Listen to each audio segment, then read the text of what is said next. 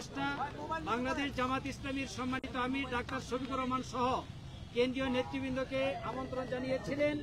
আমিরে জামাতের নেতৃত্বে 11 সদস্য বিশিষ্ট ডেলিগেশন ইতিমধ্যে ওনার সাথে সাক্ষাৎ করে এসেছেন।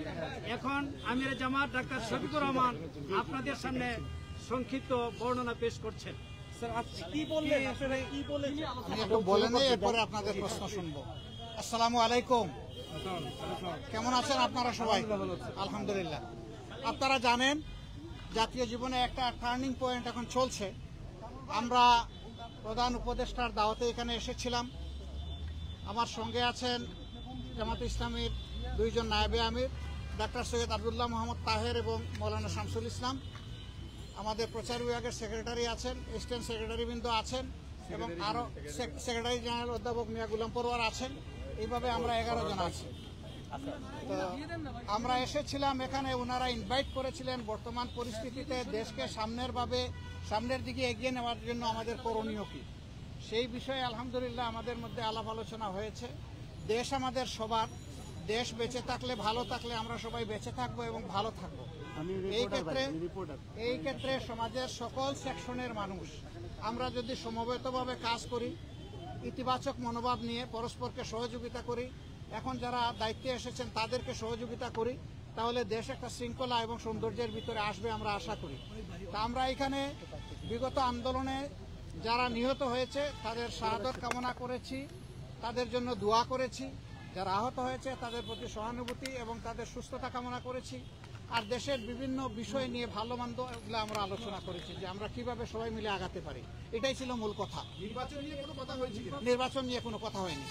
আর দেশে যে বর্তমানে যে অস্থিতিশীল একটা পরিবেশ তৈরি হয়েছে, বিভিন্ন জায়গায় সংখ্যালঘুদের উপর হামলা সহ বিভিন্ন ধরনের অস্থিতিশীল পরিবেশ। দুইটা প্রশ্ন, একটা সংখ্যালঘু আরেকটা নির্বাচনের সময় কতটুকু দিতে চাই। নির্বাচনে ওনারা কেবল বসলেন, মাত্র 4টা দিন হলো। আমরা ওনাদেরকে দেখতে চাই যে ওনারা কিভাবে জাতিকে নিয়ে আগাতে চাচ্ছেন, সমস্যাগুলোর আশু সমাধান কিভাবে করেন। এরপরে যৌক্তিক সময়েই এটার সমাধান হবে বলে আমরা আশাবাদী। এখানে কোনো সমস্যা হবে এটা আমরা মনে করি না ইনশাআল্লাহ। যে বিভিন্ন দিক থেকে অনেকে ষড়যন্ত্রের কথা বলছেন, আপনারা সাংবাদিক সমাজও হয়তো বা এটা উপলব্ধি করছেন। এটা ট্রু যে বিশেষ করে আমাদের এইখানে বিভিন্ন ধর্মাবলম্বী মানুষ যারা আছেন তাদের উপর বিভিন্ন জায়গায় কিছু হামলা হয়েছে, কিন্তু হামলাটা ধর্মীয় কারণে হয়েছে নাকি রাজনৈতিক কারণে হয়েছে এটা খুঁজে বের করতে হবে। ইতিমধ্যে বিভিন্ন সম্প্রদায়ের, ধর্মীয় সম্প্রদায়ের যারা আছেন তারাই বলেছেন যে সব মামলাকে ধর্মীয় মামলা বলে চালিয়ে দেওয়া যাবে না। এখানে একজন রাজনীতি করত, সে রাজনীতির ক্ষেত্রে হয়তো বড় কোনো অপরাধ করেছে, মানুষের ক্ষোভের জায়গা থেকে তার উপরে প্রতিশোধ নিয়েছে, এটাকে আমরা ধর্মীয়ভাবে নেব কেন? এটা আমাদের দায়িত্ব না। এটা তারাই এখন প্রতিবাদ করছেন। আবার কোনো কোনো দেশ এখানে জড়ায়ে পড়ছে বিশেষভাবে, সেই দেশেরই বিবেকবান মিডিয়াগুলো এখন তার প্রতিবাদ করছে যে এটা অসত্য। যেভাবে বাংলাদেশের ব্যাপারে পরিবেশ তৈরি করা হচ্ছে, ভীতি সৃষ্টি করা হচ্ছে, বাংলাদেশের পরিবেশ এমন নয়।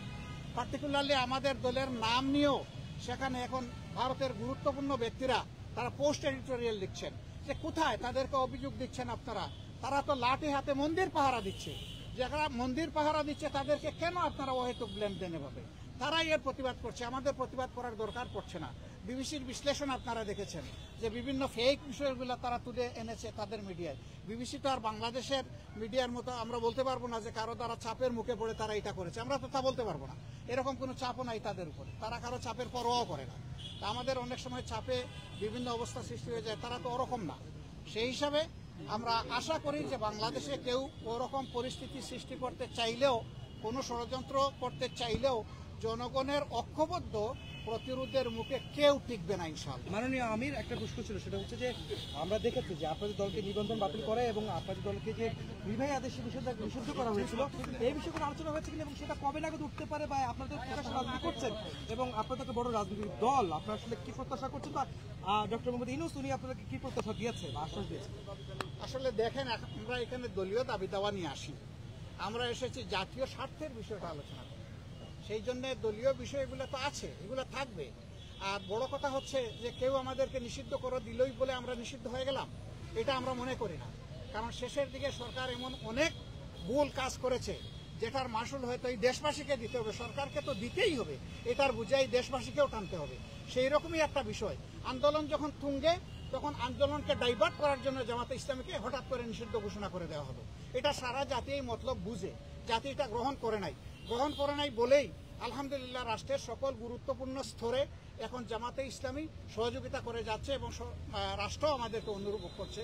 আমরা এইটাকেই যথেষ্ট বৈধতা মনে করি, এর চাইতে বড় বৈধতার আমাদের প্রয়োজন। রাষ্ট্রীয় পরিচালনার ক্ষেত্রে আপনারা কোনো পরামর্শ দিয়েছেন কিনা, কোন জিনিসগুলোকে বেশি প্রাধান্য আমরা আমাদের সঙ্গত জায়গা থেকে যেটা বুঝি সব দিয়েছি, সহযোগিতার আশ্বাস দিয়েছেন? অবশ্যই আমরা সহযোগিতা। ধন্যবাদ। Thank you. সরকার শুরু হলো, আস্থা কেন রাখবো না? এটা তো জনগণের বিপ্লবের সরকার। আমরা এখনই আস্থা হারিয়ে ফেলার মতো তো কোনো জিনিস আমরা দেখছি না। Thank you very much. আসসালামু আলাইকুম। সবাইকে ধন্যবাদ। দর্শক, এই মুহূর্তে আপনারা শুনছিলেন জামাতে আমির, তিনি কিন্তু বক্তব্য রাখছিলেন।